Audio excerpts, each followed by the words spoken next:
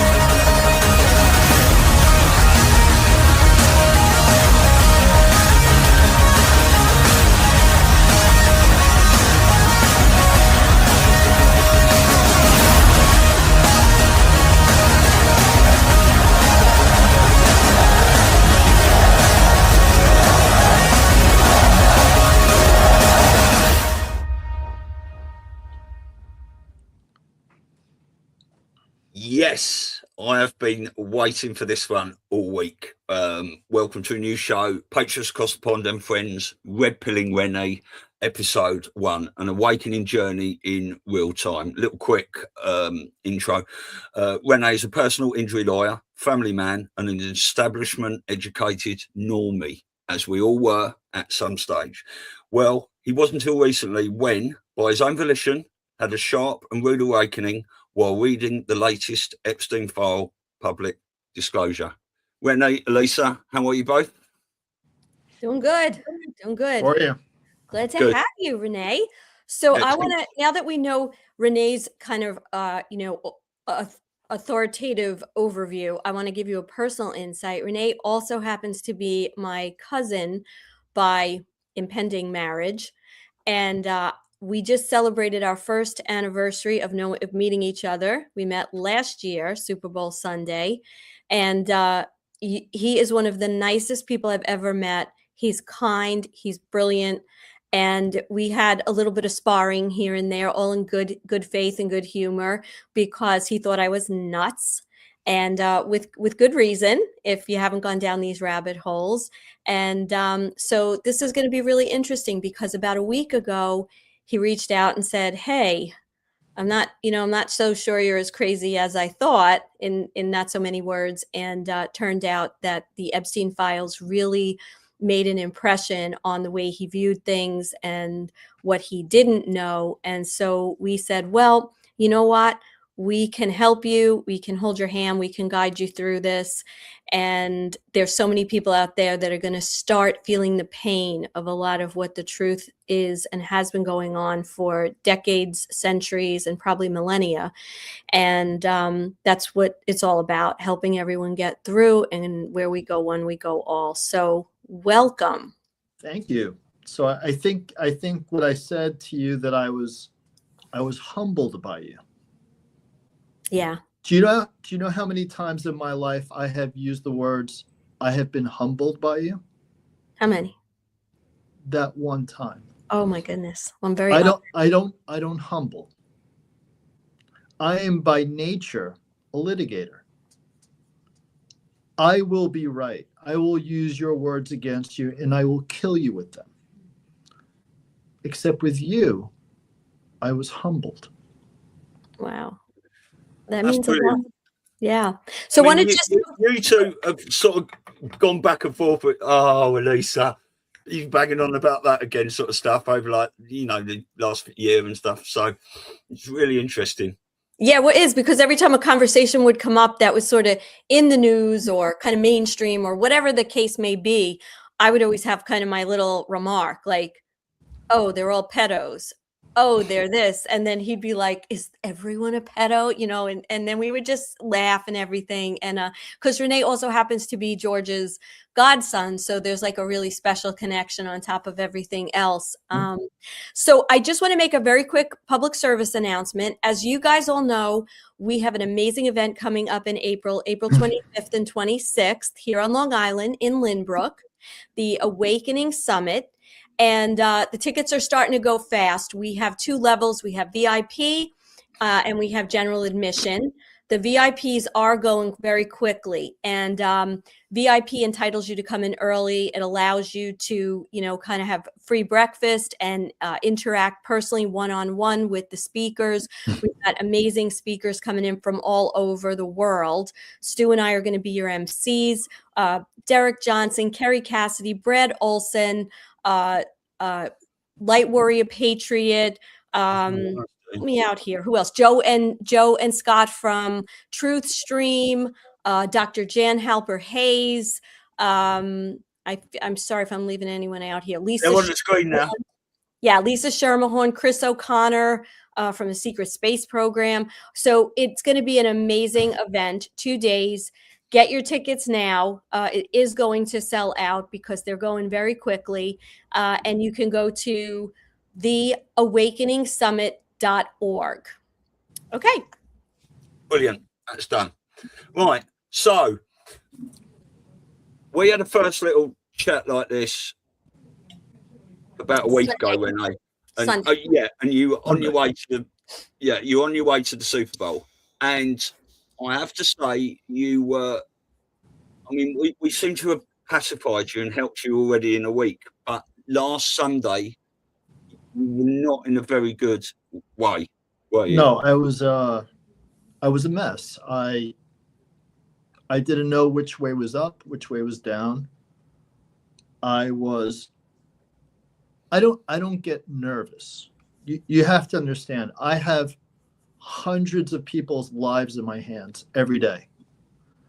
I don't feel anxiety.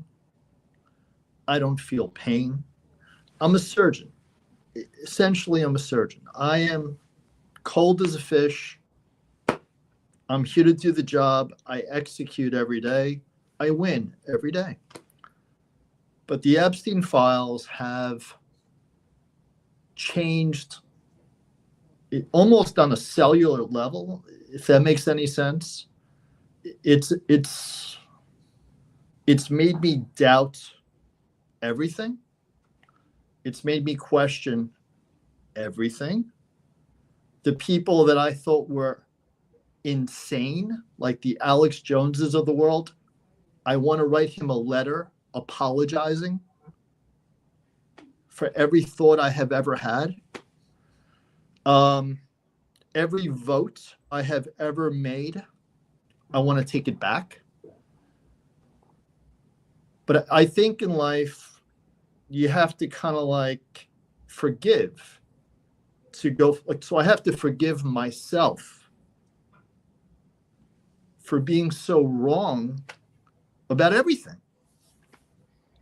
And I think with forgiveness, you have contrition and you have the ability to move forward. And I think that's the process that I'm struggling with right now. And I think that with you guys' help, I'll be able to see the world with different eyes and be okay. Because right now, I'm not okay. Yeah. Well, we'll get there. Now, last week when we spoke, you were going to the Super Bowl in a couple of hours. And right. That's my life. I was in Napa Valley in front of a vineyard on my way to the Super Bowl. Not a normal life. It's a life essentially of privilege. And here I am about to have this life of privilege, and it's the last thing I'm thinking about. It's irrelevant to me at that point. Because you said you were going, there was 8 of you going on, I think. And what did you say? Do you know what we're talking about? You said we are not talking about the football. We are talking about the Epstein files. Right. The football was just, okay, we're here. And the only thing people want to talk about is the Epstein files. Because the last thing in the world that we expected was to hear about cannibalism, child torture, child trafficking,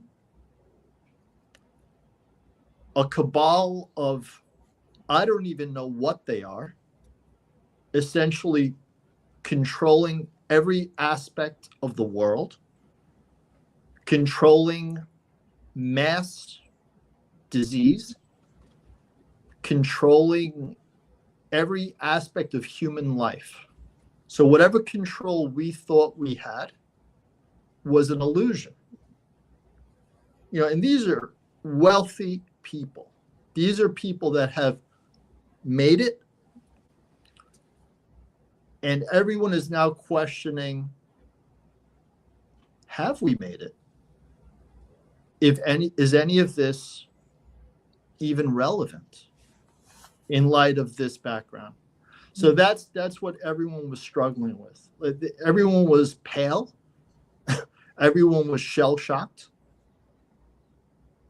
And I have the ability to speak to you nice folks, to walk me through it. And I'm hoping that with your help, I'll be able to help others. Yeah. Mhm. So all your friends together, all talking about these, are they all had a similar experience to you? They'd all just woken up at the same sort of time, or? No, I think I was the most sensitive to it because of Elisa, because she kind of like primed the pump a bit. Even though I dismissed it, like latently it was within me, like, oh, okay, it's whatever. Okay, whatever. And then that, even the fact that I had been slightly exposed to some of these truths, I think when I got hit with it, the actual truths, it hit me hard, really, really hard. Because I had already, it's like priming a pump. My pump had already been primed. And then when I got hit with the data, remember, I'm a lawyer. All I deal with all day is evidence and proof, evidence and proof. You know, it's like, you know, would a jury believe it? Would a judge believe it? That's my life. So I'm dealing with hard facts with which I have to win a case every day. So I am by design, by career, very adept at discerning truth. It is literally my job. I have to do it well or I lose every day. So you're not talking to a regular human being. I'm a human lie detector. Because if I'm wrong, my client loses. Right. So I have to go through evidence. I have to see what evidence is good, what evidence is bad, which one I should allocate good weight, which one I should allocate little weight, which is credible, which is not credible. So when someone like me takes on this data, and once I can accept that it is not a deep fake, because we hear about these deep fakes, and I decided, because of the sheer volume of it, and the fact that Congress people were looking at some of the slightly, probably less redacted versions that we are, and they're coming out shell-shocked. I'm accepting the fact that this is all undoctored data, actual photographs, actual videos, because it's not credible to think that all 3 million files or whatever it is, million files, were all modified. It's not credible. It's not realistic because it's 3 million. All right, try to count to 3 million. Mhm. 1, 2, 3, 3 million. Oh, and they're files as well, aren't they? Not pages. They are files. Right. It's everything. It's files. It's videos. It's email. It would take you a lifetime to modify this stuff. Mm. It's the first 3 million, by the way. Right. There's more coming. Exactly. It's like, so Yeah. then once I accepted that this is all fact, it's all data, I started looking at whatever I got exposed to just by looking around on the internet, looking around at what I could get my hands on. And I intentionally tried to not do too much of it because what I was seeing was already messing me up. Yeah. It was already messing me up. The one, I mean, there were many videos, many horrible things I saw, but the one that really, really wrecked me, there's some video going out there. There's about over a dozen children in some outfit. Like they all have like the same outfit on. And there's some goon taking one of the kids and ritualistically drowning the child. What is my instinct as a normie, which I guess is what you guys call me? When Transitioning normie. Whatever, you know. Yeah. TN, transitional normie. What is my instinct? Tell you what my instinct is. I want these people to hang. Now, mind you, I'm a lawyer. I'm all about due process. I'm all about the Fifth Amendment, the 14th Amendment, the Constitution. I kind of don't want it. I kind of want shock and awe. Remember in the Gulf War, shock and awe? Well, this is what this, you know, this is I what want, I see this, and what I want like public executions. Mm-hmm. That's how bad this is for someone like me to see this from zero. It's like we have a saying at the law firm. I own the law firm. I tell them, I go to the staff, how do you boil a frog? And it's like, what do you mean? How do you boil a frog? Well, if you put him in the hot water, the frog is going to jump out of the pot, right? So what you do is you turn up the heat slowly, right? And then you boil the frog alive. What I want is to shock people into outrage. People need to see this with their own eyes. Now, I've been talking to Elisa just, little bits and pieces. She's telling me that there's a bazillion. When I say a bazillion, it's a very large number. I know it's not a number. Sealed indictments. Okay, right. I get it. I'll just put it on the screen now. What folks like me want to see, we want to see immediate justice. Mm-hmm.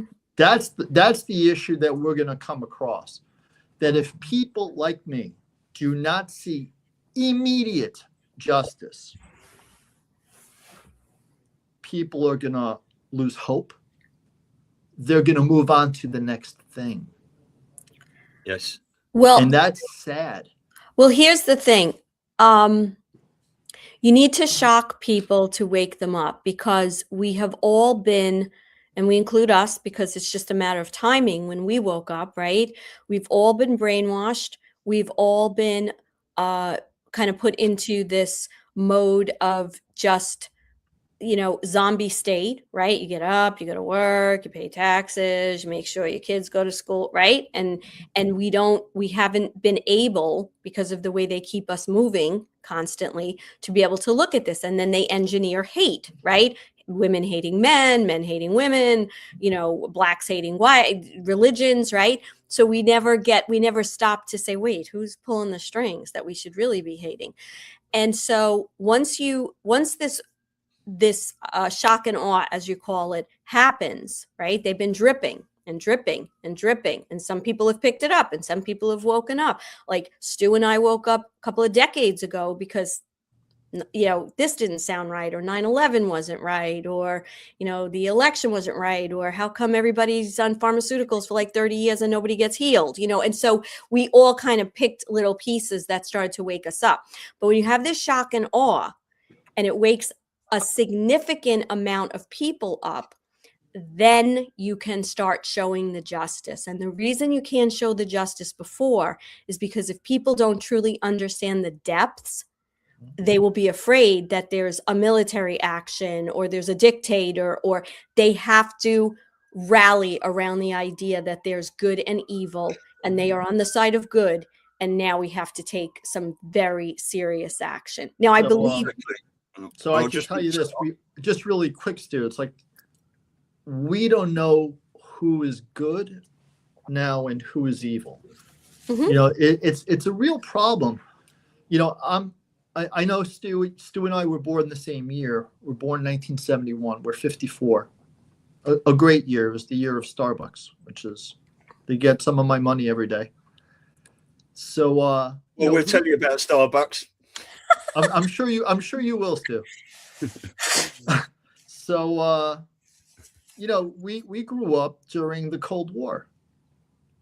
You know, by Stu's accent, I have a feeling it wasn't stateside. You know, it was well, we all felt the wrath of the Soviet Union. You know, I went to Catholic school as a kid, and we would you know, have these nuclear bomb drills, which meant nothing. Obviously, a desk is going to protect you from a nuclear bomb, but we would be afraid. You know, we were little kids, and I would be in St. Joseph's School, and we would, you know, they would have bomb drills, and we'd go under the desk.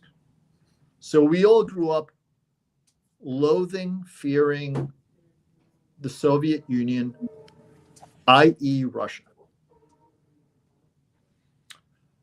So, in my mind, because this is how I was programmed,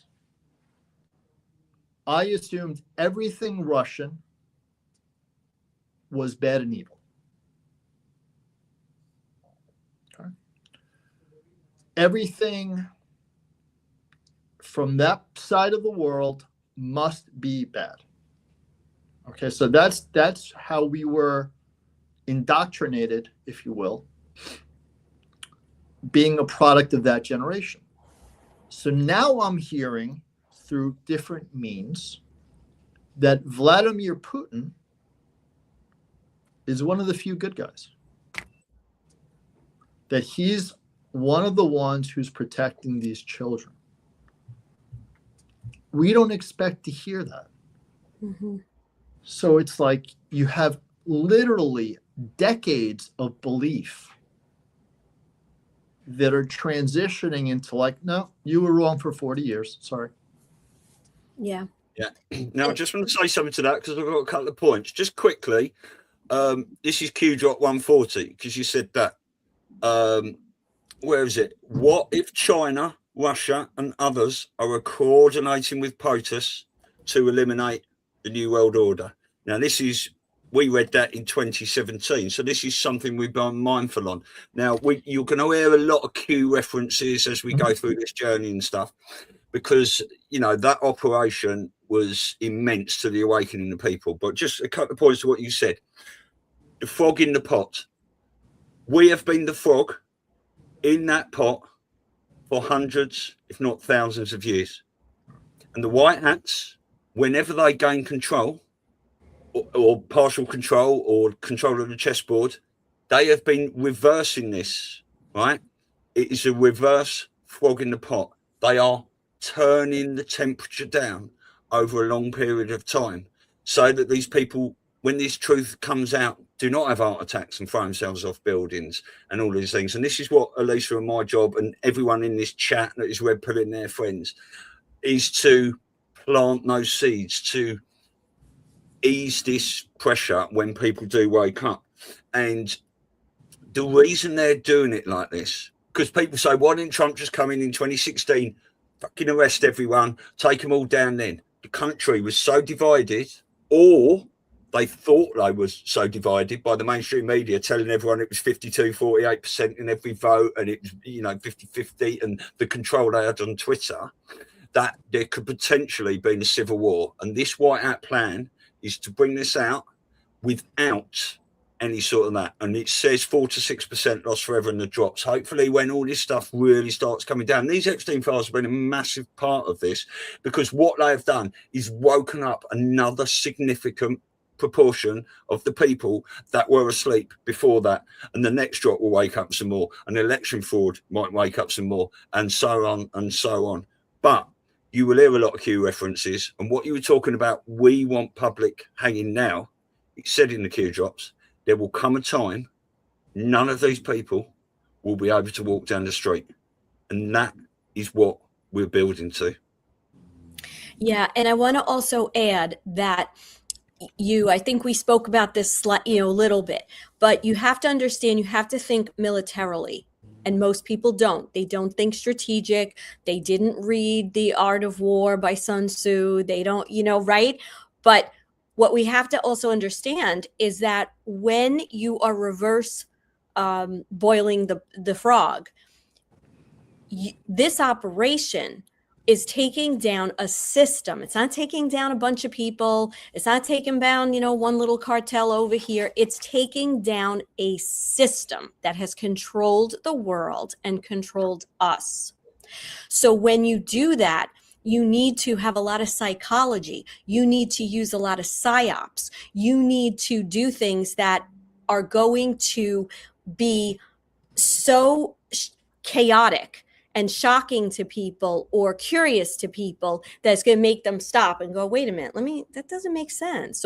So a lot of this operation going back, we're not really sure how far it goes back, right? We like to say back to the Kennedy administration, might go back further, might go back to Lincoln, so some of these things we don't know. But when you're implementing an operation like this, you are, number one, putting messages out that are meant specifically for your enemy. They're meant to confuse them. They're meant to lead them down the wrong road. We get caught in the middle because it psyops us as well. So think of this operation as 5D chess. When Trump gives one of his speeches, he's talking on multiple levels. He's talking to the normie on a very cut and dry, this is just kind of like obvious what I'm saying. He's talking to the awakening person. He's talking to the very awake person who sees the comms. What color is his tie? What pin does he have on? How many flags are behind him? What colors are going on? All these, what is Melania wearing? It's all these comms that the more sophisticated awakened person is hearing. Okay, this is what's going on. So, and also at the same time, you see Trump. A lot of people say, sorry to interrupt, Lisa. A lot of people say Trump, he talks like a buffoon. He sounds like a child. He has to talk to all these individuals. He's also talking to the military, giving comms. He's also talking to the enemy. He's also talking to MAGA, the people that don't follow Q, that are just America first. All these people he's talking to at the same time. And the whole point, he's trying to wake up these people that have no idea as well, which is why he keeps doing rallies and repeating himself and putting the points out he said over and over and over again. Right. Lisa, sorry. No, that's okay. Perfect. You kind of just put a little bow on the rest of that. So what I want to say, and this is for you, Renee, and anybody else who's newly awakening, okay? We're going to go through a lot of stuff. There's a lot of rabbit holes. But I want you to think about this one thing that Trump said a long time ago. And what he said was, I will never, ever, ever talk about our military operations.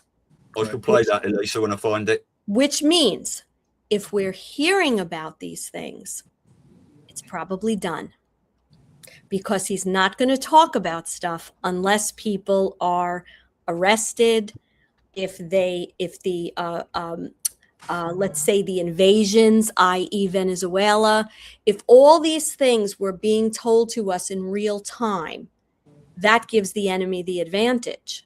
Right. So it has to be completed. So by the time we hear about a lot of this stuff, we can make the educated assumption that it's done.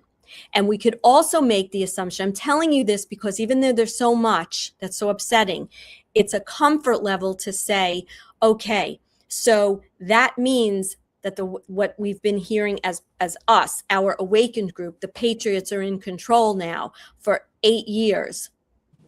That we also can say, well, if Q, which is a military operation communication system, which we'll talk about, if they were saying these things, it's probably done, which means maybe this has been done for 10 years, 12 years, 15 years, where the white hats have actually taken control. And now the PSYOP is to wake the people up, but also to take over a lot of these infrastructures and now rebuild them, right? Rebuild them in a good way. So we can go through a lot of examples of that, of how we can say,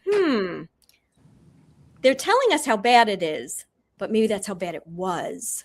Yeah. And Okay. now, Okay, that's actually extremely reassuring. yeah. It is a Because- public D-class operation of things that potentially have already been done. Let me just play this 39-second clip, then it's all yours, Renee, okay? Because what I want to do all the way through this, we'll play little clips. We go, have you seen this? Have you seen that? What about this? 39 seconds. Productive it is for the United States to announce in advance the dates we intend to begin or end military options. We will not talk about numbers of troops or our plans for further military activities. Conditions on the ground, not arbitrary timetables, will guide our strategy from now on. America's enemies must never know our plans or believe they can wait us out. I will not say when we are going to attack, but attack we will. Yeah. And remember, when he says America, he means the good guys. Right. He's not just, yes, of course, America first, right? He's the American president. But you have to understand, this military operation, okay, includes an alliance around the world. Xi from China. Which is crazy. It is, because they're still putting out there. See, Crazy. think of it as a show and a movie. Everybody has a role. Some people play a bad guy. Some people play a good guy, right? Q said to us, when this movie's over, you're going to be very surprised who the good guys were and the bad guys were, because they're trying to cause chaos, because that's what wakes you up. So It's very confusing. Yeah. I mean, I'll tell you what it does. It's like, okay, the Chinese are the good guys. The Russians are not the good guys. CCP, not the CCP. Right. The current Russians are the good guys. The Ukrainians are the bad guys. Tell me if I'm wrong so far. Well, every country Has a has cabal, its own deep state. It has its Everyone- own okay. cabal. Okay. right? All right. So there are good guys within Russia, bad guys within Russia, good Yeah, guys within China. Okay. I could accept that. That's realistic. So the military alliance, now you have to understand, when you are trying to take down this kind of system, right? You can't do it necessarily by just arresting people, like you were saying. That's the last I step. didn't say arresting. Well, Hanging. hanging. I blowing- wanted blowing something these more people to brutal. bits. Stretching those Something more fuckers' brutal. necks. Yeah, just torturing these bastards. Walk However, behind the tree and pick your tree. You like that tree? All right, you're going to hang from that tree. yeah, and trust me, we believe many of them have. However, how did the deep state get where it is? They infiltrated. So how do you undo that system? You infiltrate. Right. And Right. It's like with the mafia. The way, we had this Exactly. conversation over coffee the other day about, in the United States, we have RICO, Racketeers Influence Corrupt Organizations Act. Essentially, that was created to take down the mafia. You would arrest, outliers like the driver or the low-level drug dealer, or the trigger man, and then you would threaten them with 50 years in prison, something like that. right. And then eventually someone would crack, and then they would start going up the chain and adding to the arrests, and so on and so on and so on, until you get to the capo. So in my mind, okay, why don't we do that? But if the organization is too powerful, Exactly. it is too big. So yesterday they had Pam Bondi. She was testifying, and she says, if we do this, we take down the whole system. So before I started talking to you folks, I'd be like, the hell is that? Who cares? Go. Until I realized that the system is not the system that I was thinking about. It is the military operation. You don't want to take down the military operation. You want whatever still has to be done. I mean, I know you're saying it's over. I don't think it's over. Maybe it's mostly over, because I'm sure things still have to be done. Maybe that's what she meant, that you kind of have to let the military do what they have to do. Am I right? Am I wrong? Well, that is a perfect time for me to play this video. Okay. 1 minute, 47 seconds. Hey, can I just say something? I just want to let Renee know that there's a lot of love coming. And somebody in the chat, I think it scrolled up, said that you're their hero for what you're doing. I gotta find that for you. We'll find it. Yeah. And if they realize who I actually am, it's like, holy crap. So very briefly, or we just go into the video, or should just, because it's a perfect segue. So yeah. See, I'm Cuban American. I don't know if most people understand. My parents came because of the revolution. They came in 1961. They escaped Castro. I was a hardened Republican. I worked for the New York State Republican Committee in college, throughout law school. I was a Reagan guy, the whole thing. And then I was exposed to university, what they always talk about. And then I went, bloop. I flipped to the other side. By design.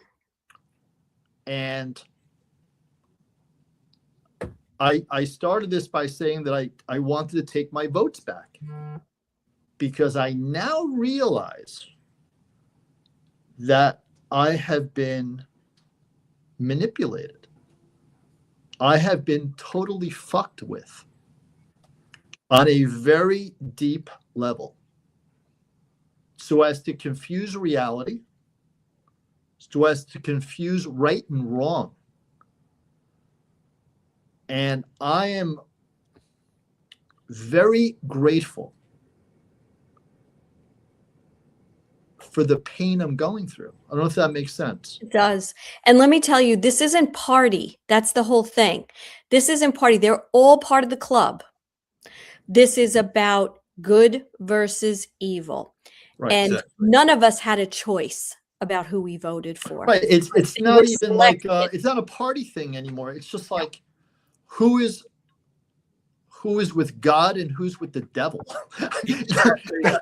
That's what's got me batshit, because everything, like, I sort of think, oh no, it's just hyperbole, it's art, it's remember I said to you yesterday it was a statue of Saint Michael killing the devil. I'm like, I thought this was just beautiful artwork. Yeah. No, it's not. Two-party politics is to give us the illusion we have a choice. They are all masked on the same face, and they're all friends behind the scenes most of the time, but most of the time they have all been compromised. You don't get into some sort of position of power unless you are compromised. Yeah, and very rarely. It was different with Trump, and I want to talk, because Simone said in the chat, how did Rene feel about Trump before last week? And I want to ask that in a minute, but just let me play this video, because it will go on and on. Just what you were saying about Pam Bondi and, this military operation. 1 minute, 47 seconds. Listen to this. Imagine this, the day after the real proof drops. Not rumors or flight logs, but undeniable footage of world leaders doing hideous, unmentionable things to children. The world reacts with horror. Governments crumble. Markets collapse. Chaos spreads. Why? Because when power is suddenly removed without a plan, a vacuum forms, and nature abhors a vacuum.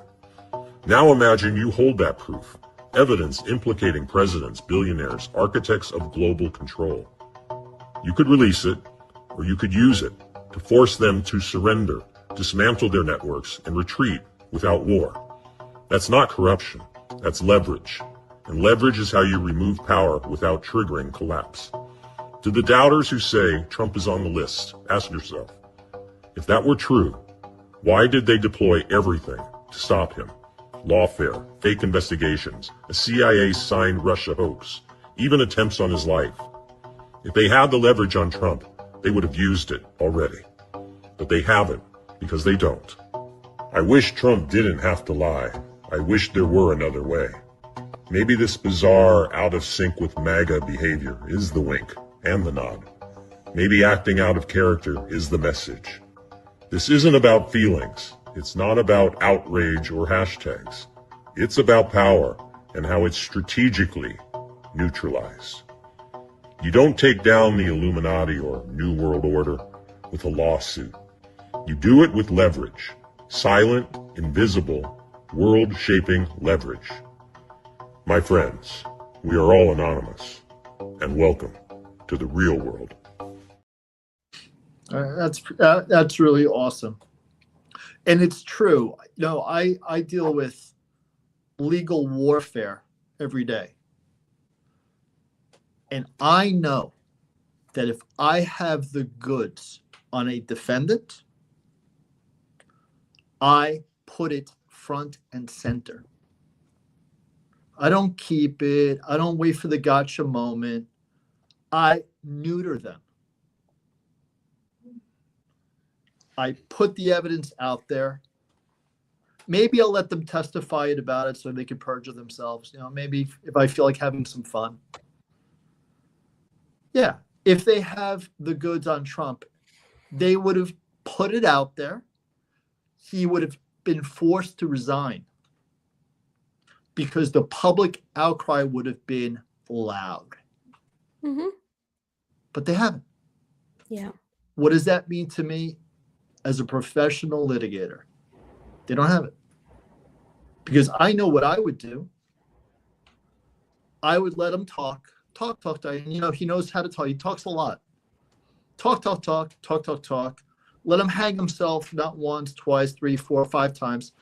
I would keep those recordings to remind the people how much he lied. And then I would put the truth bomb out there. But they haven't done it. No, Yeah. they haven't, because they can't. So, Correct. Simone's question. How did you feel about Trump before last week? Before last week, it wasn't quite like that. So during Russiagate, remember where I'm coming from. Yeah. Soviet Union, Iron Curtain. I was on fire because I believed everything. Mm-hmm. The fact that he was in Russia, the fact that he tried to get a hotel, he couldn't do it, all the crap that was out there, I was like, yep. He owned casinos. What do they do in casinos? They move cash. Who moves cash? Money laundering.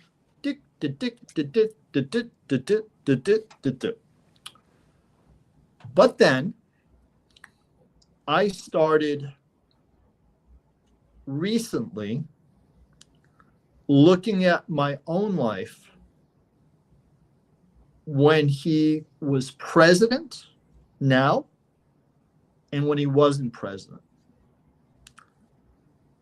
And let me tell you what kind of started changing it for me. And this is all truth. You know, I'm not a public figure, but like everything I say could be a problem for me. But I'll say I don't care anymore. You know, that's where I am. I just don't care. Good man. I just don't care. So I represent a lot of undocumented people. I do. You know, these are the enemy, right? The people that we're trying to deport. But, you know, it is America. Everyone has rights. It's here. You know, they get hurt on the job. I represent them. So a lot of the Trump interests were against my interests until I realized that a lot of my own clients were not the most honest people. So, you know, most of them were, but a lot of them weren't. And then when I started seeing the news out of Minnesota, that for me, and this was, you know, a couple weeks ago, maybe 3. I mean, it literally started cascading for me very recently. The Leering centers. The Leering. And how these offices were empty and how they were just robbing America blind. I was like, I pay because I pay a lot of freaking taxes. I don't pay W-2. I pay corporate, W-2, capital gains, long-term, short, you name it, I pay it. Okay. I started thinking, I'm being robbed. They are stealing from me. So I combined that theft with dollar debasement theft. So one thing, if you have some kind of level of money that you cannot tolerate, because, you know, I didn't get to this place where I am in life because my parents gave me a bunch of money.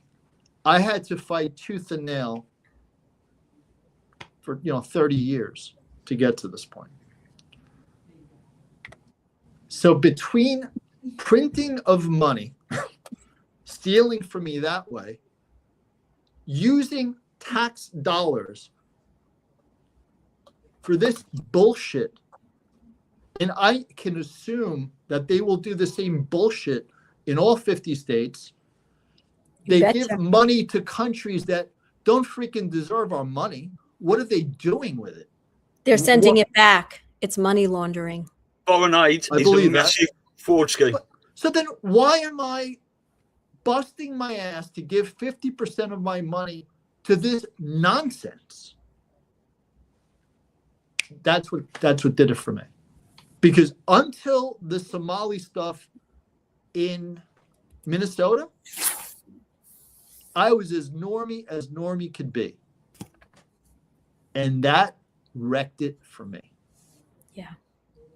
Now you understand the unboiling. That was like the tipping point for me. I was like, what? Yeah. I mean, I get some corruption. I get it. You know, the Nancy Pelosi stock meter. Yeah, I get it. She's informed. I'd probably do the same thing, if we're being honest. You know, if I had access to data and information, I'd use it. You know, we're not, all saints. We're not. Let's just call it the way it is. The question is whether they're controlling it. See, you keep going deeper and deeper. Did she just get information, or are they controlling it? See, this is where you start to see the evil. Right. I mean, look, sure. Whether she got it or she controlled it, it's still insider information. Right. You know, which, people go to jail for this. It's a crime. Yeah. It's a crime. So when you're dealing with truths that you were completely unaware of, because you assume, they have, the agencies will self-police, they'll be careful, you get a letter in the mail, the IRS is, you owe the money to the IRS, you're assuming that the government is on your ass. Except, how do those, whatever they're called, these, child care facilities, how do they get away with this to the tune of all these billions of dollars forever? Yeah. Because everyone's in on it. Because everyone's in on it. It's grand theft of the population. So essentially, I'm being enslaved. For what? You get it. It's a slave system.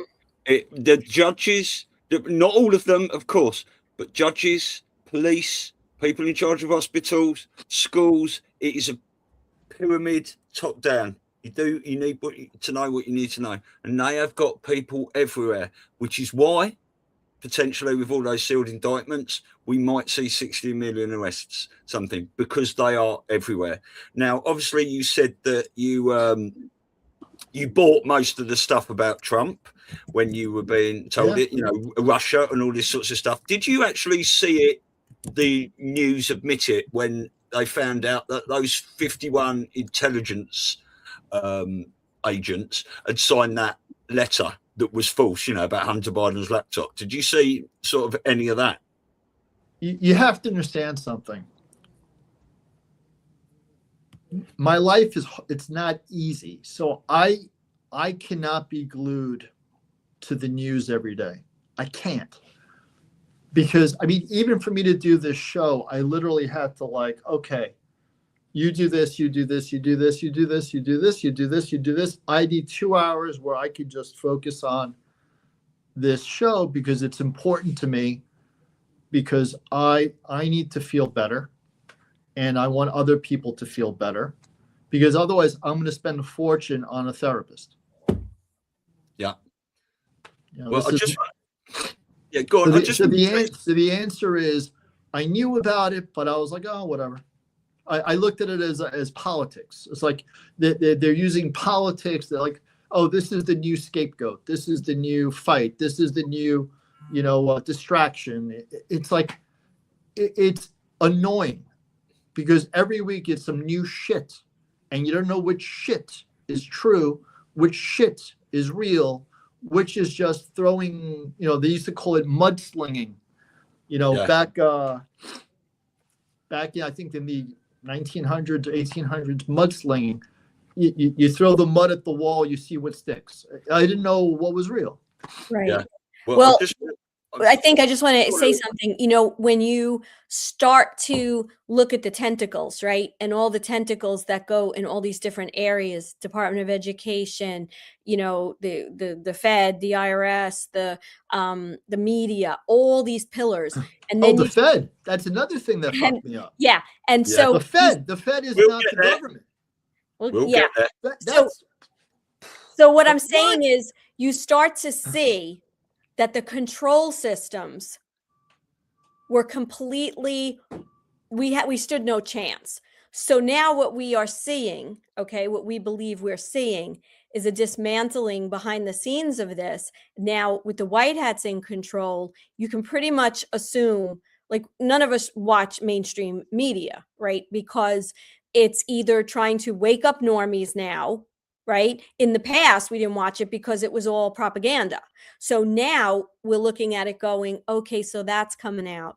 Okay, so they're putting this out now. So all these things we read about 8 years ago, 7 years ago, 6 years ago, and then we tie them to the military operation. And a lot of them have to do with deltas, where the dates are the same.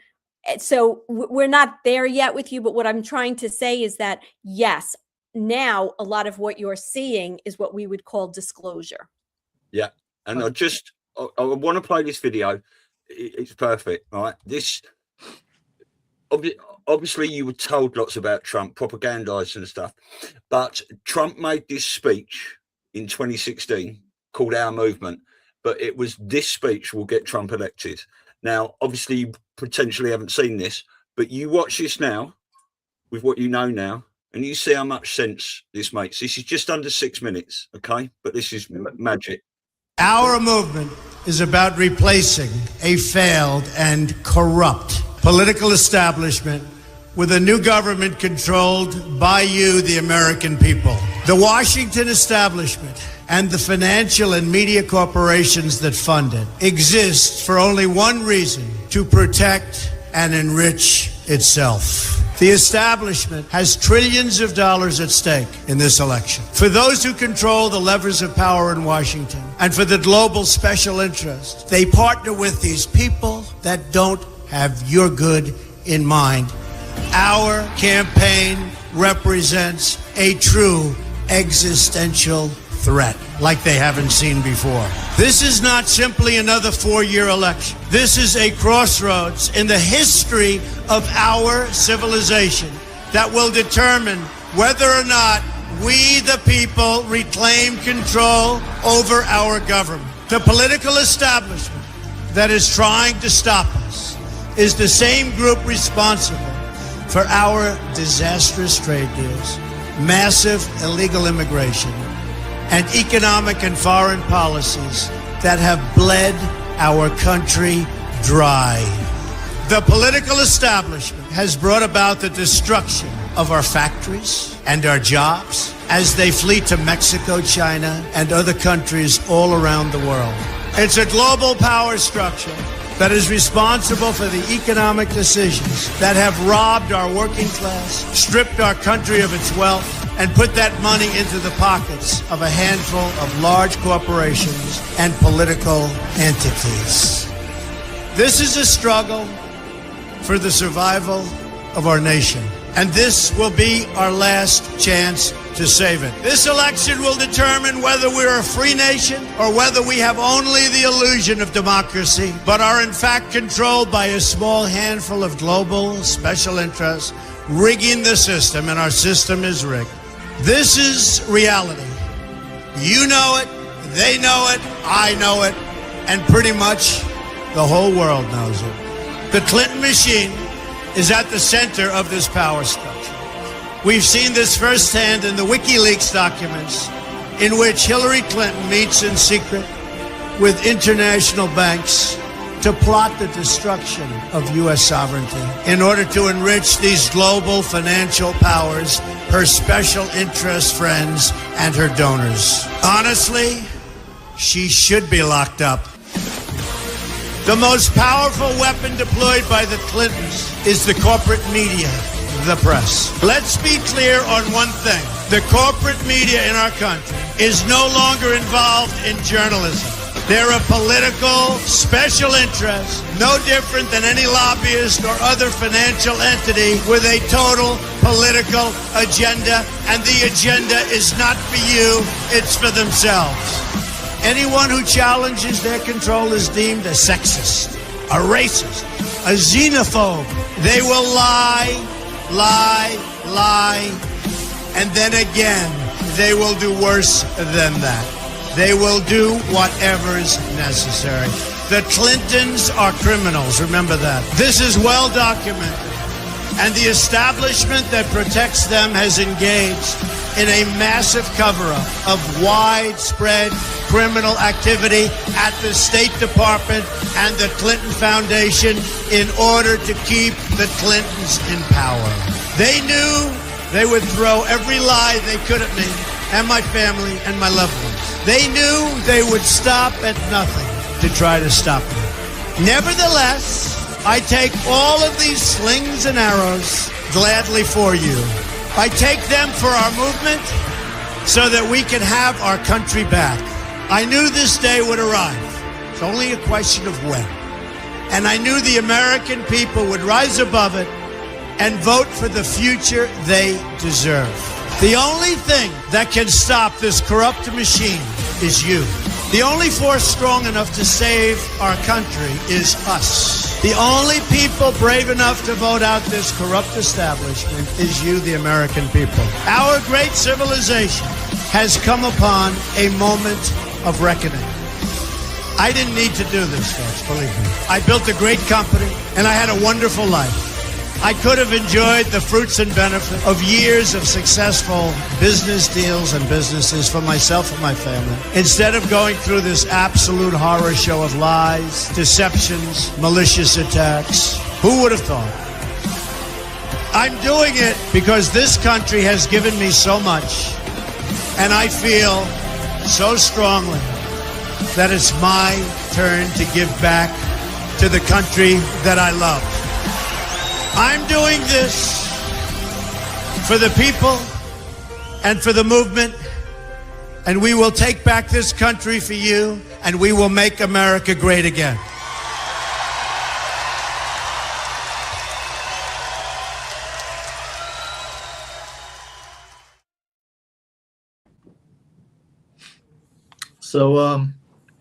So at the law firm, we have another saying. One is the frog, and the other one is this.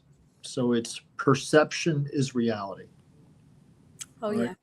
So we have some sayings, and you repeat it, you're taught in politics. You repeat the message And then, the staff, the employees, they understand. So when I now watch that with these new eyes that I have, it's impactful. I literally take it to heart. Before this, I would smirk. I would dismiss it. We're being honest here, right? Yeah. Well, you said exactly the same, didn't you? I'm not here to, stroke anyone or be polite. I'm just telling you the way it is. Yeah. So I'm going to tell you how I would look at that speech before. All right. So I would watch that. I'd be like, he'd talk about a movement. I'm like, what movement? Okay. All right. I would hear him say, most important election of our lifetimes. They always say that. Okay. You see the process? Mm-hmm. If you're not open to it, there's a different reaction because perception is reality. I go to my staff. I tell them, do you see with your eyes or with your brain? You see with your brain. The eyes are merely a window to the brain. So if your brain isn't receptive to this stuff, you're going to twist it in a way that aligns with your brain. All right. Let's see what else he said. The Clintons are criminals. All right. Okay. Now, yeah, duh. But before it's like, oh, this guy he's just doing whatever he can to get elected. They would just be arrested if they were criminals. Why aren't you understand? It's like, if you're not ready for this, the brain will be like, please. Yeah. Okay, whatever. Can I interject? We would focus on like the length of his tie. Right. It's just the way it is. It's so amazing what you're saying. But if you look at that video again closer, there's a scene where Hillary is being ushered into an SUV. Yeah. And she loses was being her arrested. That was an arrest? Yeah. That was marshals. That was an arrest? I'll find that for you. Really? 2017. That was an actual arrest? Yeah, but Yeah, you can't. so, yeah. You can't tell people that in 2007. Right. How many times did he say when she said about being president during the debates? He said, "If I was president, you'll be arrested." See, people think Trump just talks.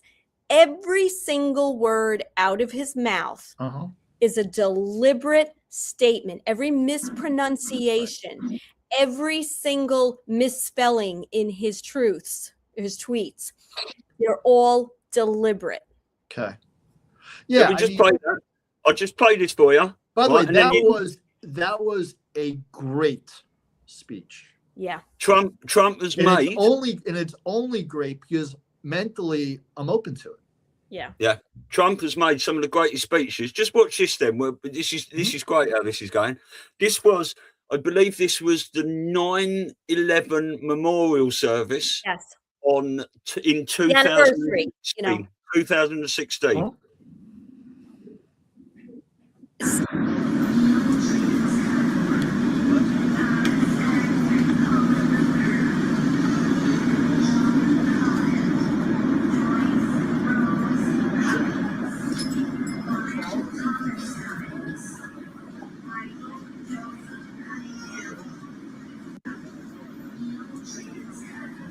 Can you do that again? Okay, I just want to see something. Can you rewind? I just want to see the sequence.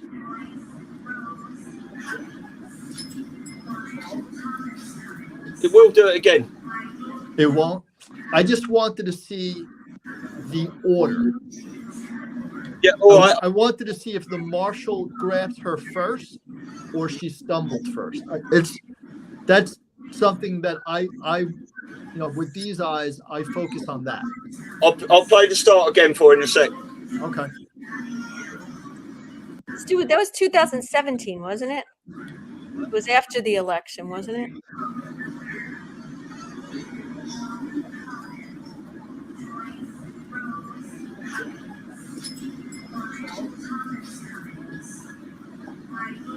grabs her first. He grabs her first. Yeah.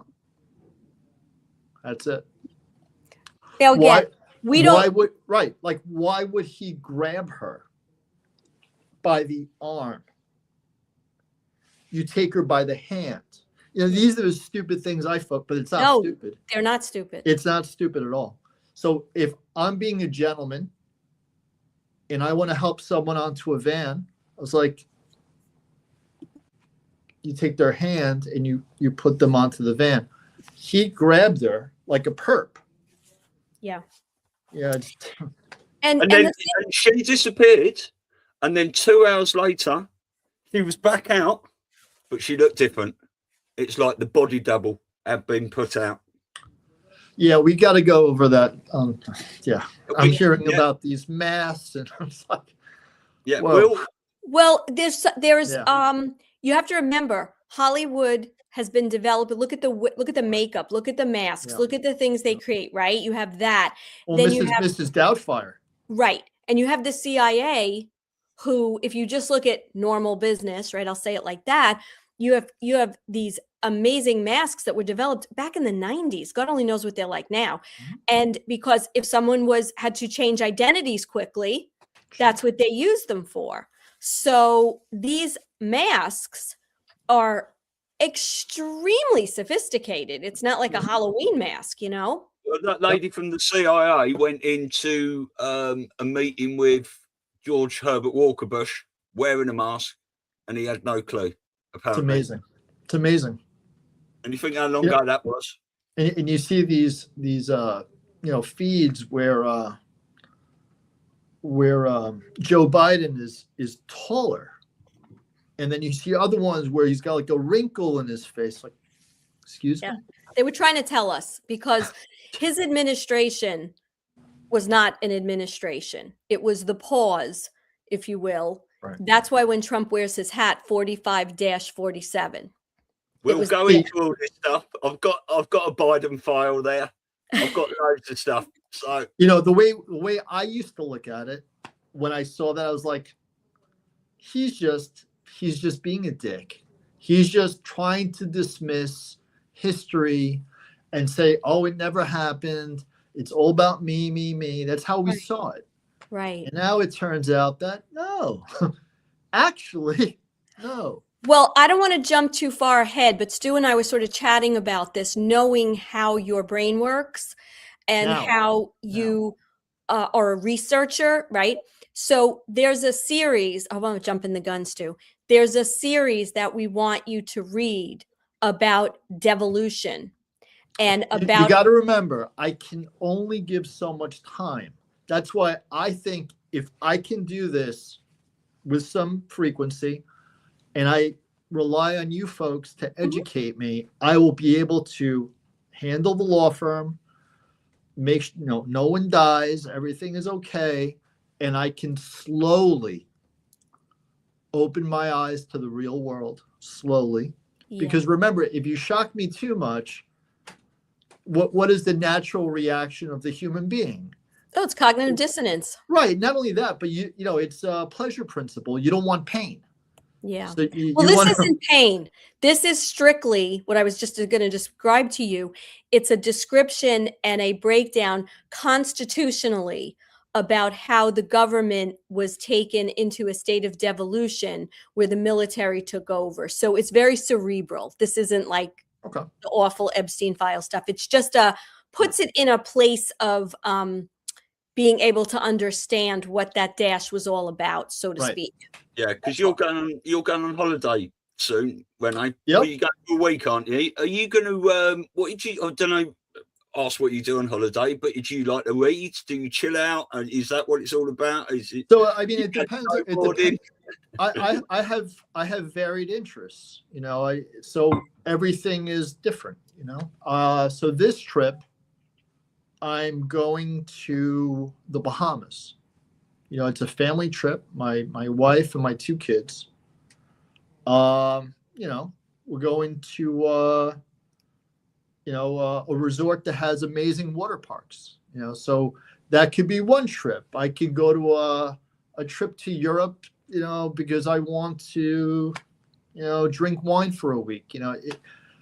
I can go. You can see over Let there. me know when you're going. I've got a nice deer on the wall there. I can go on a hunting trip, or I can go on a fishing trip, or I can go to the Super Bowl. It's varied. So sometimes I chill, sometimes I'm active. It depends. Well, if you're gonna have a chill and you want a bit of stuff to read or anything, I have put one Substack out, and we're going to talk a lot about Q, but this goes into Q. It's got the Plan to Save the World video we showed you last week when we were off air. But there's lots of articles in it. A Neon Revolt article about Q, Martin Geddes, 10 essays about Q. There's so many different it won't work, because if I just take on data, first of all, it's too much data. Let's just be honest. Good. Okay. It's too much. So I feel like if I do it that way, I'm just going to confuse myself. Like, I literally need to go to school, because what if I focus on the wrong thing? Then I'm going to have to undo what I learned. That is exactly what I said to Elisa, we were talking about the other day, when we were going, what if we send in this? What if we send in that and all that? I said, well, let's just go through each and every show. I said I was going to show that, but what you said was beautiful there, because that is exactly how Elisa and I want to take this journey anyway. So we just take each show as it comes, just chat about things, current events, past events, bring up little videos, little clips, all this sorts of things. So Albert Einstein said, if you can't explain something to a 5-year-old, it's a little bit loose the way I'm saying it, you don't actually understand it. Mm-hmm. So what did I tell you guys without bringing up Albert Einstein? I was like, teach this to me like I'm a 5-year-old. Because and it's like with football, with NFL football. Sorry, Stu. No disrespect to the round ball. So they always teach the fundamentals. Even if you're a veteran, you're in the league 10 years. They go to training camp. They learn the fundamentals again. Give me the fundamentals. Yeah. I can't get the fancy stuff without knowing the basics. Mm-hmm. Because then it becomes just like entertainment. I don't want it to be entertainment. I want to see the world with better eyes. I'm laughing because someone, Badger Brock, what they put in the comments. You can put that up. What do you say? Einstein was cabal. There you go. Is my point. Yeah. Yeah. So how are you feeling so far? Like, are we going in the right direction for, how this is working? And so let me just turn it to you then. Are there particular questions, things of interest, things that are like, yes. Okay. So what I was thinking is this: if I get too much misery, it'll just make me depressed. Life is short unless it's not, because now they're saying with artificial intelligence, we're going to be able to live till God knows when, which is great. But I like to be happy in those years. So I think as long as the message has hope, like a solution, if you give me just misery, it's like, okay, I guess I'll be miserable. Right. It doesn't really lead to anything constructive. But if you kind of like feed it to me, and I literally mean feed it to me in a way that gives hope, then I know that there's a solution. Because if it's just misery, all it causes is despair. Yeah. It causes hopelessness. It causes suicide. Because if you give this information to the wrong person, I'm a lawyer. I'm an owner of a law firm. I have lives that I have to save every day. I'm a different cat. But if you give this just to some regular schmuck, it's going to wreck them so badly that you're going to see a spike in freaking suicide. Yeah. And that's exactly why this has been done the way it's done psychologically, because we couldn't have a whole society breaking down, and ending up. People will jump. Yeah. So I think, and especially with the demonic shit. Yeah. That demonic shit hit me hard. Yeah. Hard. To the point where I was telling you guys the other day, for the first time in many years, I was in the shower. I was in Napa Valley for the Super Bowl. Nice warm shower in a nice hotel. I put my hands together. And for about 5 minutes, I thought of everyone I've known, everyone that I've touched in my life, and I started praying for them. Mm-hmm. In the shower, not in a church, not, in a nice room, not with a congregation. I had water falling on me. I go like this. I start thinking of everyone I've ever known, and I started praying for them. Just you and God, as it should be. Holy smokes. That's where we're going. We'll see. And that made me feel better. Yeah. Of course. But it also opened my heart, I guess, to more information so that I could help others. Yeah, exactly. I will tell you what. Well, let's go back to the sort of like the start again. Trump's inauguration speech. This is something that we have never seen before. Trump had the military behind him. This is pretty much signifying in start of 2017, January the 20th, I think, that this was going to be a military operation. This is 1 minute and 40 seconds. Today's ceremony, however, has very special meaning, because today we are not merely transferring power from one administration to another or from one party to another, but we are transferring power from Washington, D.C., and giving it back to you, the people.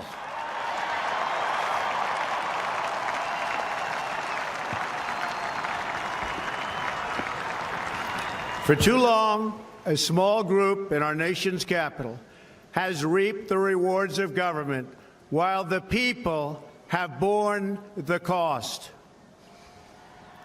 Washington flourished, but the people did not share in its wealth.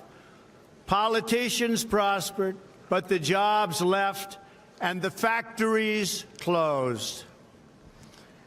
The establishment protected itself, but not the citizens of our country. Their victories have not been your victories. Their triumphs have not been your triumphs. And while they celebrated in our nation's capital, there was little to celebrate for struggling families all across our land.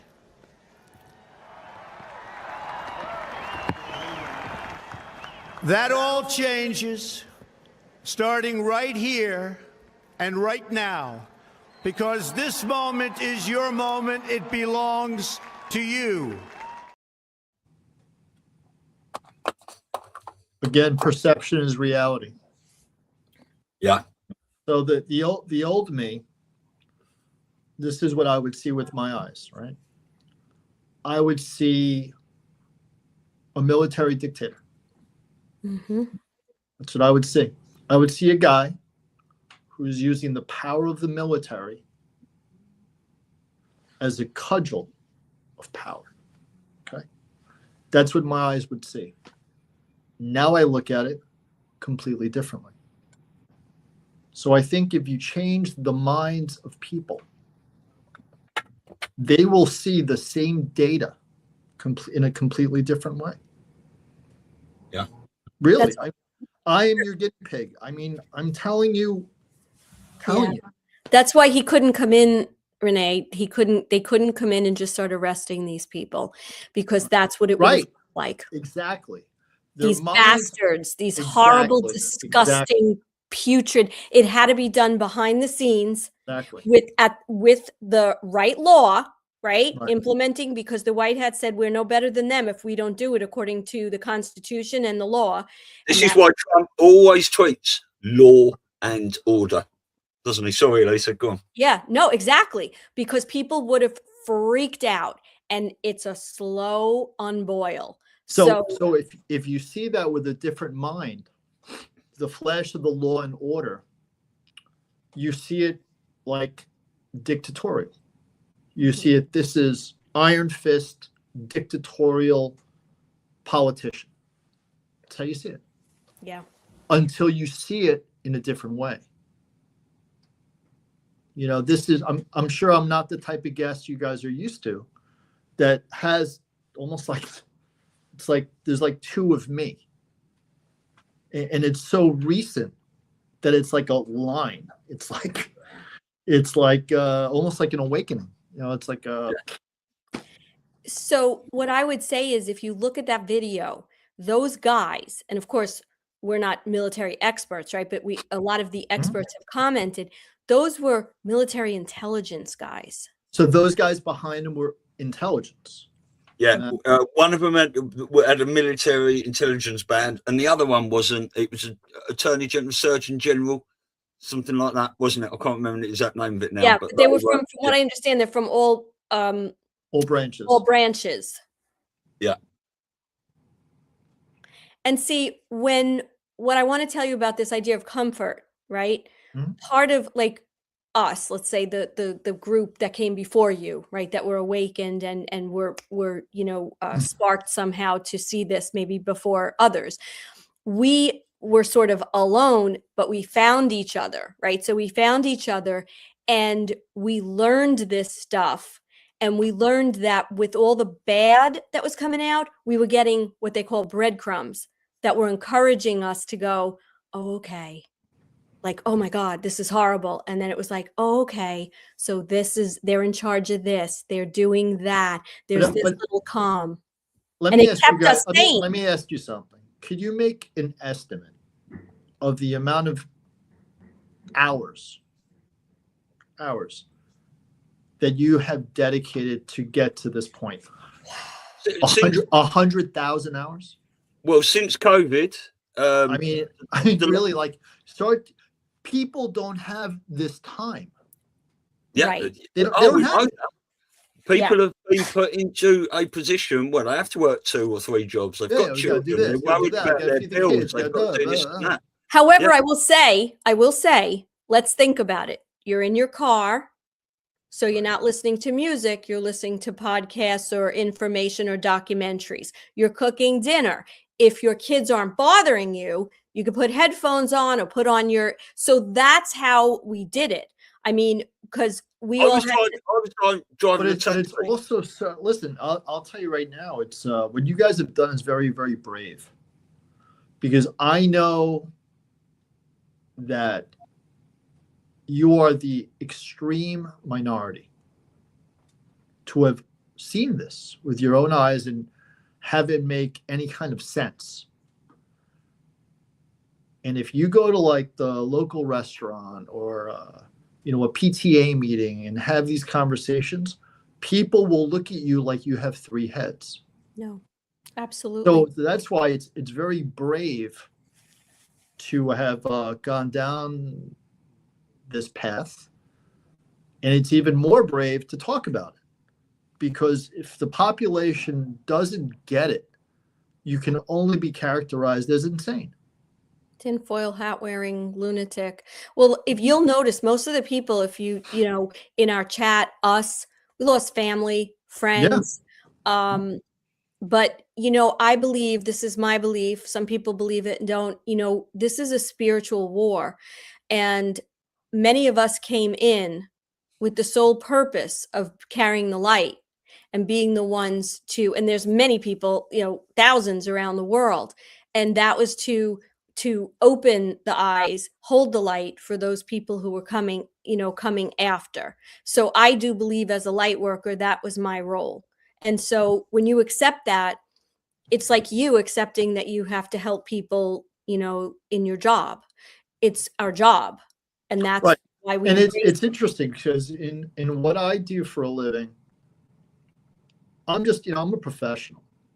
I don't necessarily like these people. Some I like, some I don't like.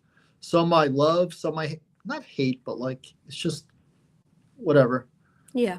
I just do it because I'm good at my job. I'm good at it. I'm very good at what I do. You guys have taken down at least I get financial immediate satisfaction from the work I do. But when you guys started, this wasn't like a job. It was just like, you want the truth. Yeah. So it's even more pure. It's, it's my job, it's like, it's my job. Before I owned the law firm in the year 2000, 2001, I had law jobs. So it was my job, it's my job. But you guys did it because you were wanting to find truth. You didn't want to live a false reality. Mm-hmm. You'd rather be ridiculed, which I know it happened, than to live a lie. Isn't that what kind of it was in the beginning? Oh, yeah. Yeah. We found out who our friends are. You find out who your friends are. And after, like during COVID especially, right, getting thrown out of stores, getting thrown out of restaurants, I did not give a shit. Don't tell me that I have to comply over bullshit when it's all a lie. And people were so in fear, right? Getting my mother's pissed off because I'm not washing the macaroni boxes off because it carries a disease. Like, so we did. And nurses. Not being allowed to go to Christmas dinner is, that's quite heartbreaking. That it's a lot. It's a lot. It's a lot. And it's Stu, what's that expression? The American Patriots. I'd rather die standing than with your boots on. With your boots on. My knees.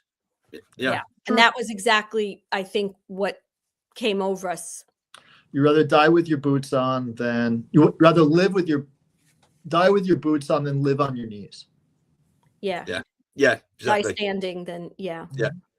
Exactly. Right. Die with your boots on standing, or live on your knees. Yeah. Well, we've all butchered that phrase, haven't we?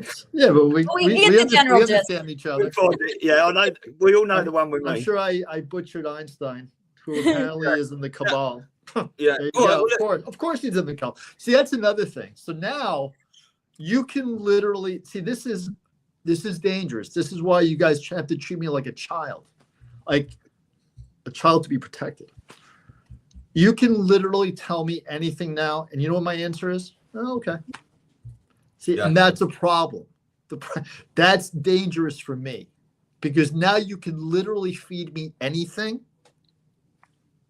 I'm warning you guys. And I'll be like, oh, okay. Yeah, because now anything is possible. Anything's possible. But again, it's about discernment. So you're going to take what we're giving you. You have a brain, you have a heart, you have a soul, and you're going to weigh it. We're sharing with you what we believe, what we've found, what we think is the truth. Right, Elisa, but you understand my brain and my heart have been kicked in the balls. Yeah, right now. I mean, it's cool. I got punched, then I got bumped, and I got kicked in the nuts. Because this Epstein shit, dude. Yeah. Come on. Yeah. Yeah. Come on. Demons, shape-shifting. Come on. Yeah. Adrenochrome. Come on. Yeah. Babies impregnating teenagers and putting them in a cage. Come on.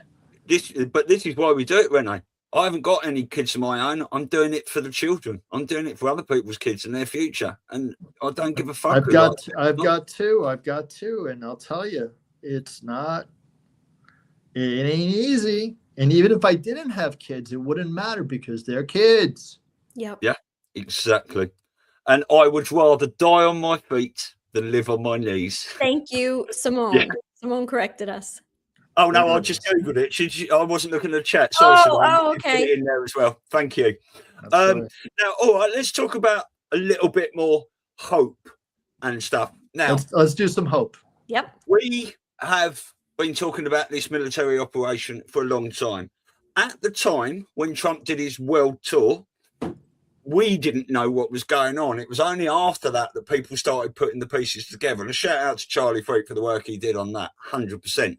Because Trump has, this is a little 5-minute video that Trump has retruthed now 4 times. This is the President of the United States retruthing this.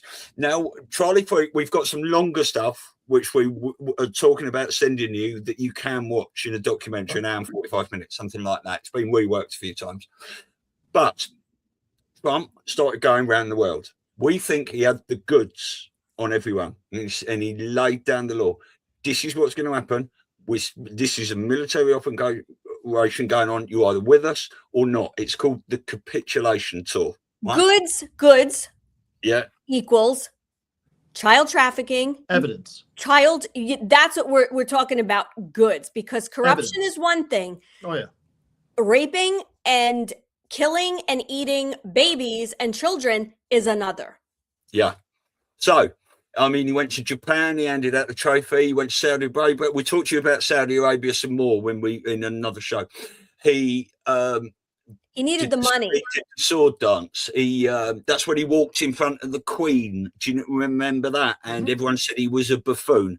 Right, I'll play this little 5-minute video. It's cool. It's just a shortened thing in the capitulation tour. Trump has retruthed this 4 times. All right, let's do it.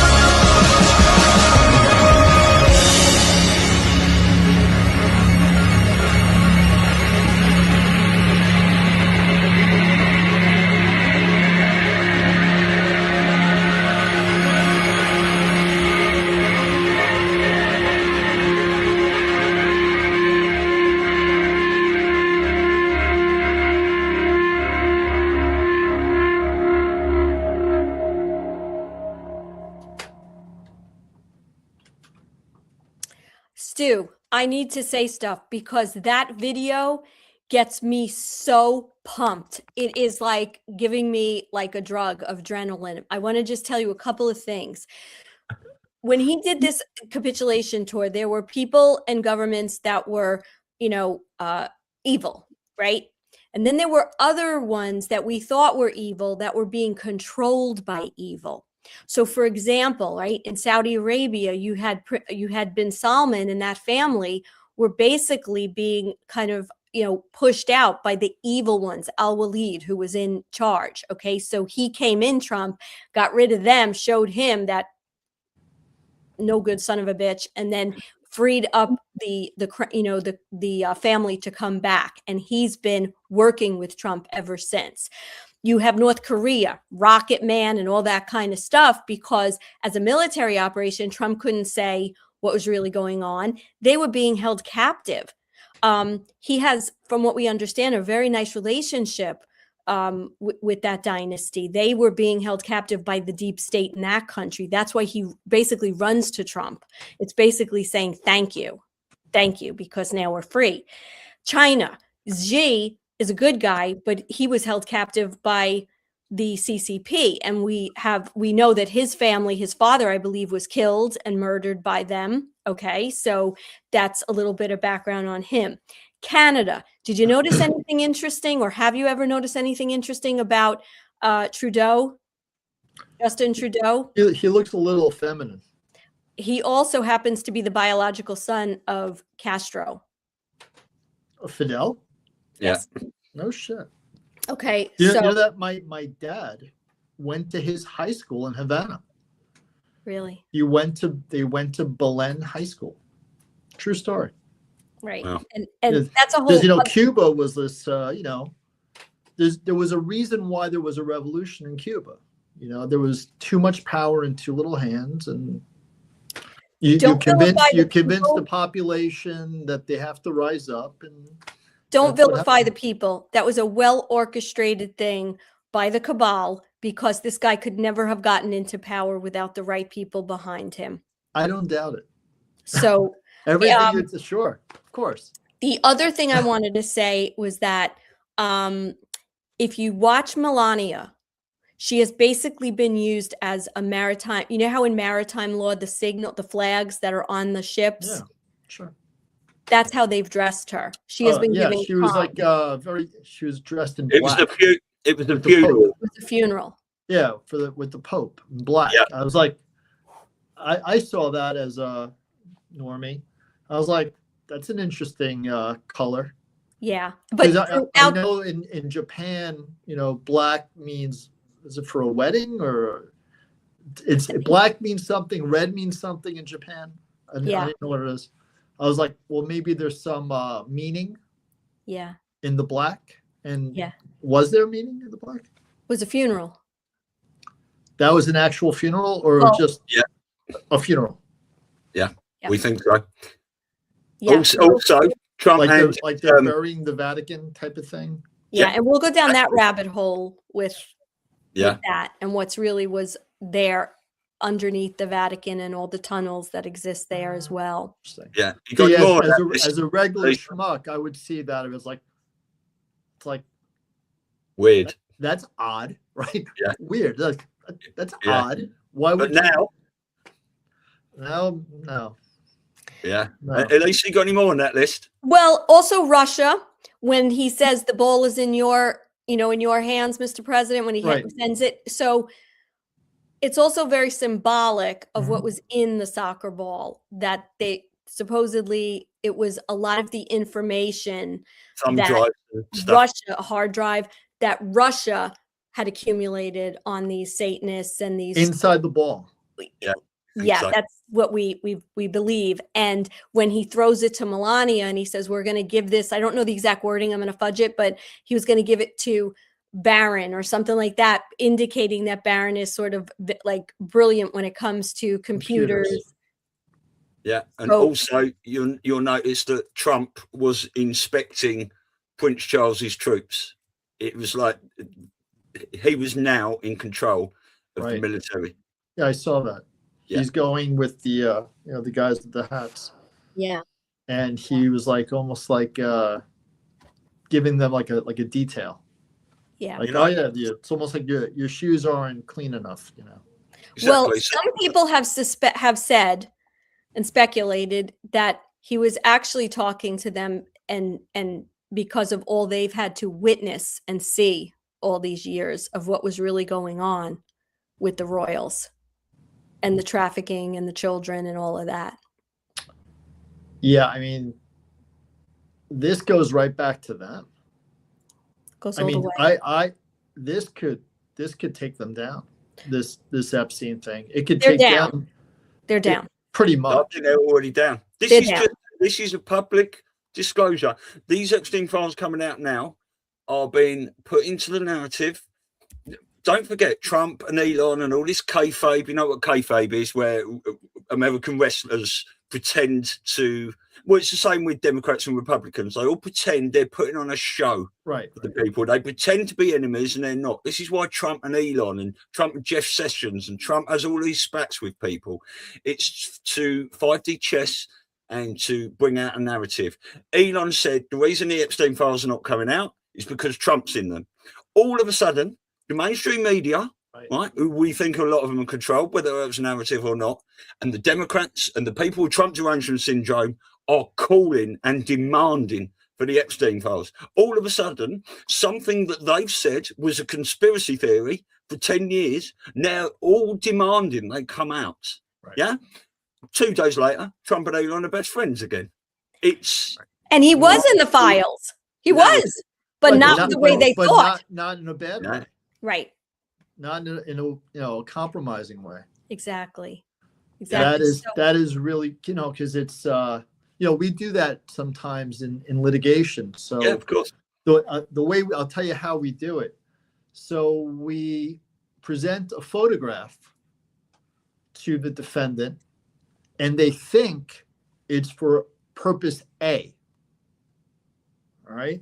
The reality is we're exchanging the photograph for a purpose B that they're not aware of. For example, there is a witness in the background that we control, something like that.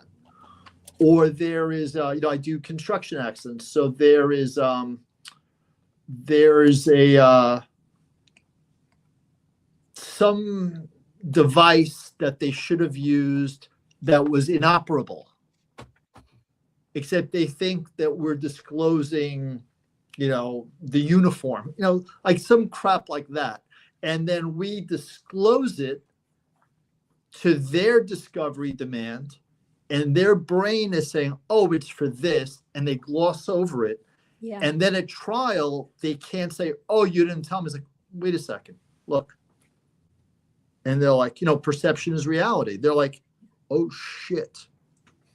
He did give it to us. Yeah. Because if your brain's not ready for it, you can show someone anything and they will see a duck. They're going to see what their brain tells them to see. Yeah. You hear a speech. You might be understanding something completely different than someone who's wired in a different way. Yeah. That's Yeah. why they have to keep, that's why there's so many, that's why the speeches and the comms that are in there are so many levels, because you'll see this and I'll see that, and someone who doesn't really understand will see this. And Right. it's speaking to people on the different levels that they're at, because we all have to rise up together, but Right. it's just a matter of how. Right. In the same speech, 6 different people will glean at least six different narratives from the same exact speech. Exactly. Yeah. Because, this person is focusing on this other person is, and then when you hear what you're receptive to, your brain is going to naturally magnify that part, diminish the parts that you don't get, except your neighbor over here is going to magnify the first part of the speech. Your other neighbor will magnify the last part of the speech, but it's the same speech. Yeah, exactly. Hey, Stu, do you think it would be helpful it's like, you know which video that always makes me cry? The video that we watch, volunteers. I feel like there's such a hopeful message in that video. Yeah. Renee, how long And- have you got? Yeah, when do you have to get off? Oops. Renee. Yeah. Renee? I am responding to the. Sorry, how long have you staff. got? Have you got to go at 1? I have to go at 1. I have 12 minutes left. Right, okay. Oh, Elisa, we'll play that on another one, right? Okay. Because we did discuss about playing this Dark to Light video. Now, Renee, this video is 8.5 minutes long, and it's a very fast watch. You'll probably have to go back and watch it again and again. This basically puts everything into it, all the darkness, all this shit that is unfolding. Great, right? thanks. But it talks into that is what's going, and this is what is coming. Okay, right? that's good. So it's a dark, helpful. but it's a beautiful ending. Dark to light. And we'll have a couple of minutes to chat after this. This is 8.5 minutes. We need a beautiful ending. Yep. It's important. Yeah, 8.5 minutes. This is Great.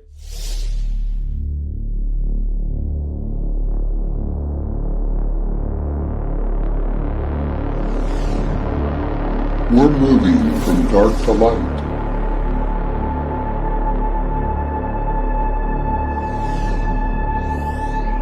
This is the Great Awakening.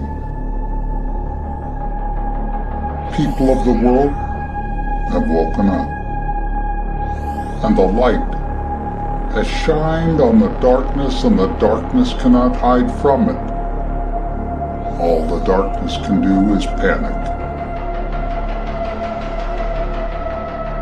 All of the systems the darkness had in place to control us are going to crumble.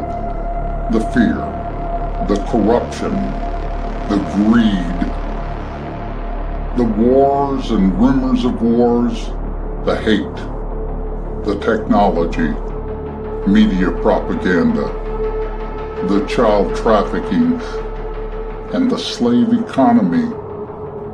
All of these control systems will crumble down.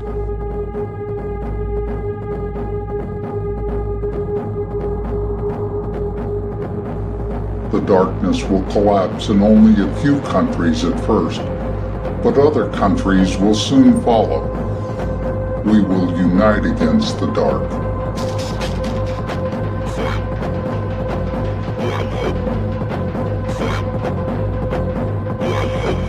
How will it be walking into the light after thousands of years of darkness?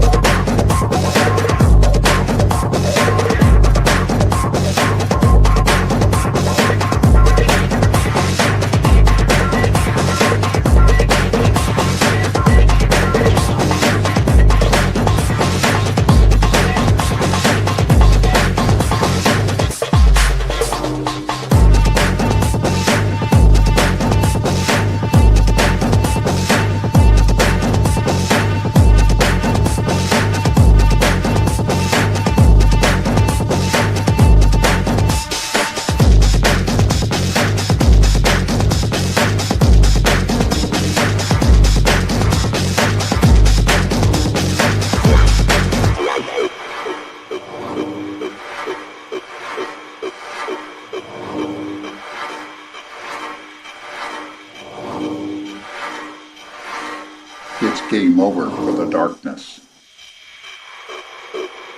Are you ready for the light? Welcome to the new Earth.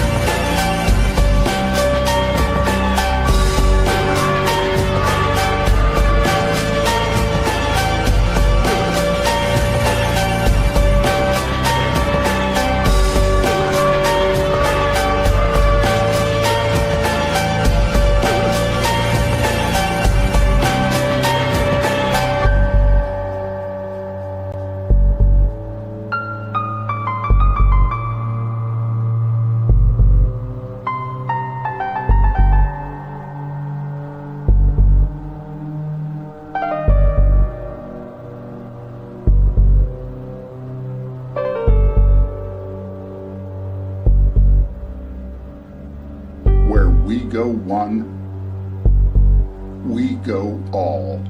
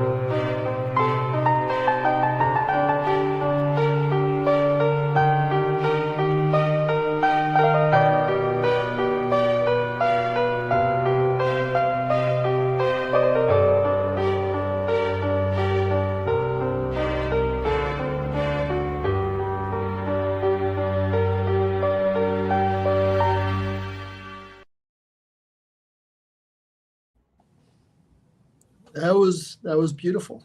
Hmm. Yeah. Yeah, that was a good way of presenting a lot. Yeah. So like, so in law school we learned, I had, back when I went to school, I had a professor, torts, and he wouldn't care about the answers. He cared about the questions. You said, back then we had floppy disks. So he would say, if I wanted an answer, I'd just go on the floppy disk. But if you don't know the question, then it doesn't matter the answer because you missed the question. So issue spotting is one of the most important things that we do as lawyers. We need to spot the issues. And what this did for me, it opened my eyes to issues that I didn't even know existed. So which is important, because now it's almost like in college you take Psych 101, the introductory level to psychology, or introductory level to macroeconomics or micro, and then you're like, oh, interesting. So that's really how supply and demand works. In a simple kind of way, you kind of get the board. And now once you kind of see the board, you can then delve into the board. Yeah, exactly. So, I mean, that was great. Thanks, Rene. So how are you feeling? I feel great. It's eye-opening, but it's also very nice to talk about it. It helps. It helps the brain deal with all this shit. It really helps. So thank you. Thank you both. Thank you. Such nice, members of the audience that have been so welcoming. Thank you all. Yeah. Brilliant. Right. Okay. You've got to go then, sir, haven't you? So we'll. So next time we'll plan the next one. Thank you again. Yeah. Yes, Brilliant. definitely. Okay. All right. Well, we'll talk later. Yep. Have a good rest of the day. Thanks again. Take care. Love you. Bye-bye. See you later. Yeah. Bye.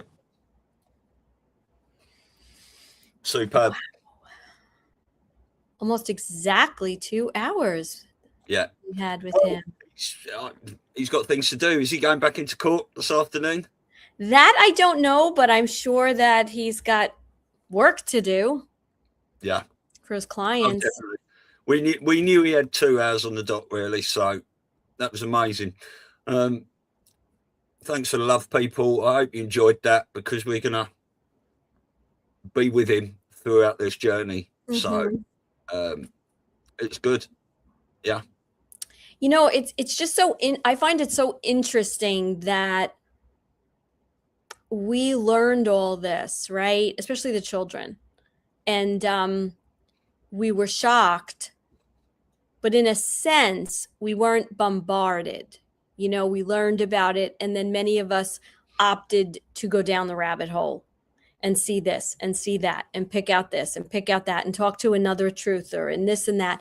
And it got metabolized. But I really can't imagine just all of a sudden getting this file and seeing this shit. Yeah. Right? Oh, he went, well, it wasn't the fact that he just died in the deep end.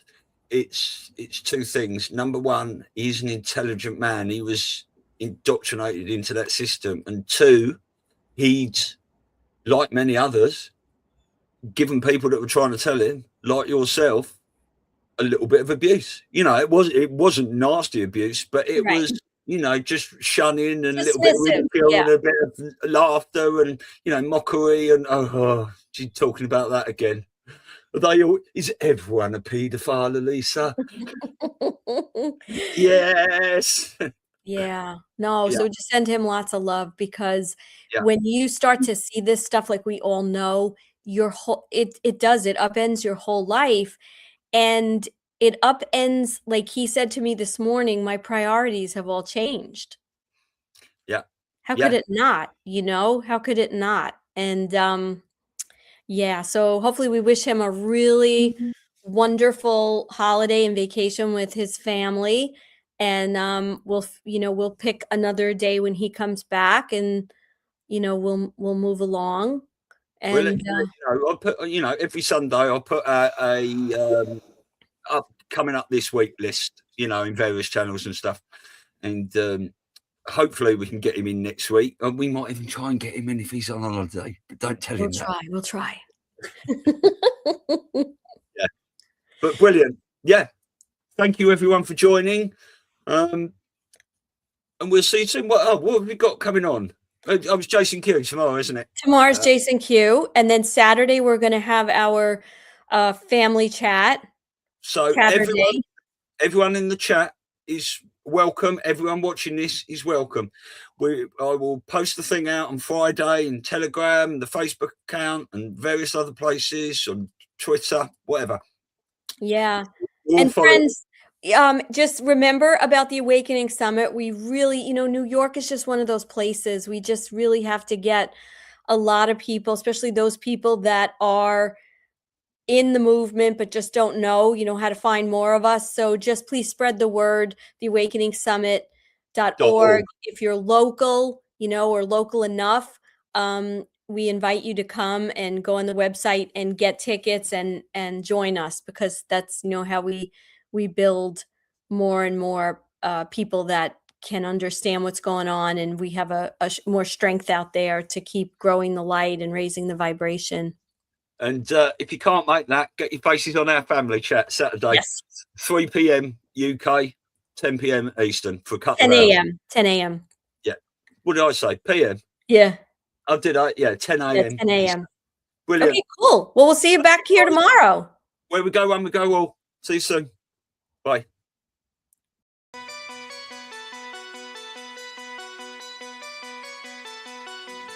This is the difference between the power of our Creator and anything else, particularly evil. That you can go into a pitch black room full of evil, full of darkness, and light a little candle, and instantly that darkness flees. But you can't do the opposite. You can't go into a well-lit room full of truth and wisdom and righteousness and joy and health and harmony with the universal power. And you can't take any amount of darkness and go into that well-lit room and have any effect whatsoever. That is the metaphor which I frequently think of when I think that I'm not empowered. It is the greatest lesson for me, and I think for everybody else, to know that we're on the winning side and that we win in the end.